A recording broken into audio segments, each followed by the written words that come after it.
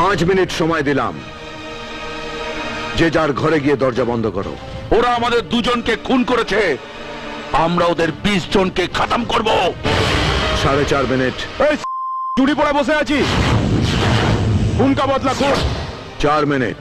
এই, তুই তো দিনের মন্ত্রী, আজ আছিস, কাল খবর হয়ে যাবি।